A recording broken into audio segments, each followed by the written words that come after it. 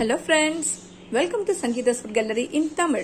நாம் இன்னைக்கு புழுங்கல் அரிசியில வெஜிடபிள் பிரியாணி எப்படி செய்யுதுன்னு பார்க்கலாம்.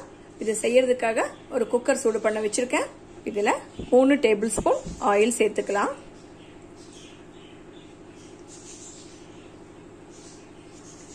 இந்த ஆயில் சூடாயிடுச்சு. இதுல 2 துண்டு பட்டை, 6 கிராம்பு, 4 ஏலக்காய், கூடவே 2 பிரியாணி இலை கூட சேர்த்துக்கிறேன். இதெல்லாம் சூடாயிடுச்சு. இதுல 2 பெரிய வெங்காயத்தை நீல வாக்குல கட் பண்ணி வச்சிருக்கேன். இது சேர்த்துக்கலாம். இதை வணக்கிக்கலாம்.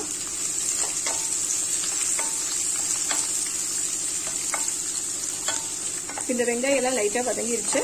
இதுல 3 பச்சை மிளகாய் கட் பண்ணி வச்சிருக்கேன். இதை சேர்த்துக்கலாம். இதை வணக்கிக்கலாம்.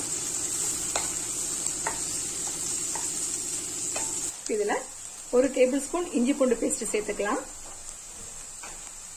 இதை கலந்துடலாம்.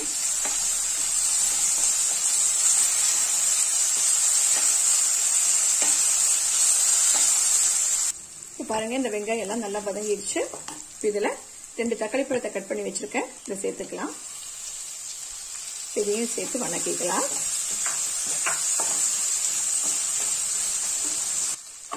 இந்த தக்காளி எல்லாம் நல்லா வதங்கிடுச்சு. இப்ப அடுப்பை சிம் பண்ணி வச்சுக்கலாம். இதுல 2 டீஸ்பூன் மிளகாத்தூள் சேர்த்துக்கலாம்.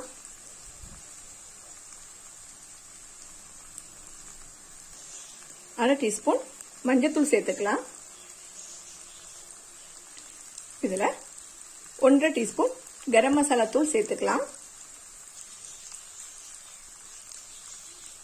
இது எல்லாத்தையும் சேர்த்து கலந்துடலாம். இந்த கரம் மசாலா தூள் வீட்லயே அரைச்ச கரம் மசாலா தூள். இதோட ரெசிபி நான் ஏற்கனவே அப்லோட் பண்ணியிருக்கேன். நீங்க தேவைப்பட்டா செக் பண்ணிக்கோங்க. இந்த மசாலா எல்லாம் நல்லா வணக்கியாச்சு. நம்ம வெஜிடபிள்ஸ் சேர்த்துக்கலாம்.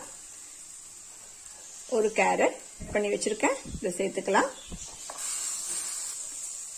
10 பீன்ஸ் கட் பண்ணி வச்சிருக்கேன். இதையும் சேர்த்துக்கலாம். கூடவே 1/2 கப் பச்சை பட்டாணி, கொஞ்சமா சோயா கூட சேர்த்துக்கிறேன். கூடவே ஒரு மீடியம் சைஸ் உருளைக்கிழங்க கட் பண்ணி வச்சிருக்கேன். இதை சேர்த்துக்கலாம். இது எல்லாத்தையும் சேர்த்து கலந்துடலாம்.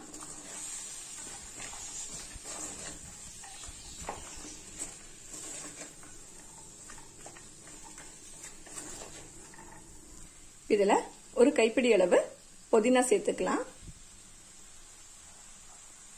கூடவே ஒரு கைப்பிடி அளவு மல்லித்தலை கூட சேர்த்துக்கலாம். இதெல்லாம் சேர்த்து கலந்துடலாம்.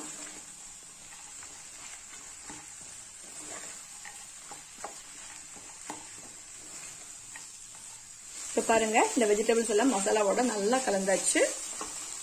இதுல 3 டேபிள் ஸ்பூன் தயிர் சேர்த்துக்கலாம். இதையும் சேர்த்து கலந்துடலாம்.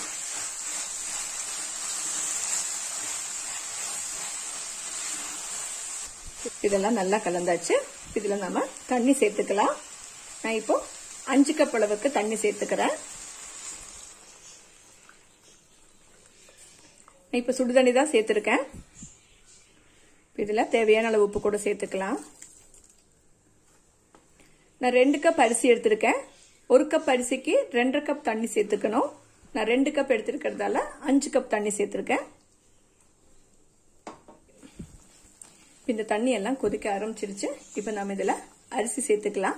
நான் இப்போ 2 கப் புழுங்கல் அரிசியை 1/2 மணி நேரம் தண்ணியில ஊற வச்சதுக்கு அப்புறமா தண்ணி எல்லாம் வடிகட்டிட்டு எடுத்து வச்சிருக்கேன். இப்ப இதை சேர்த்துடலாம்.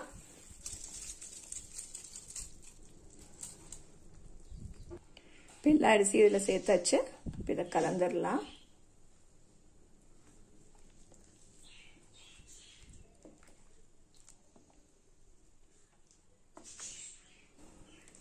இதெல்லாம் நல்லா கலந்தாச்சு. இதுக்கு மேல 2 டீஸ்பூன் நெய் கூட சேர்த்துக்கலாம்.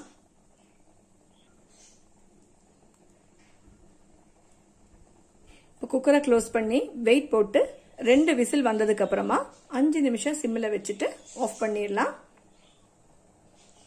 இப்போ பாருங்க பிரஷர் எல்லாம் போனதுக்கு அப்புறம் குக்கரை ஓபன் பண்ணி வச்சிருக்கேன். இத கலந்துடலாம்.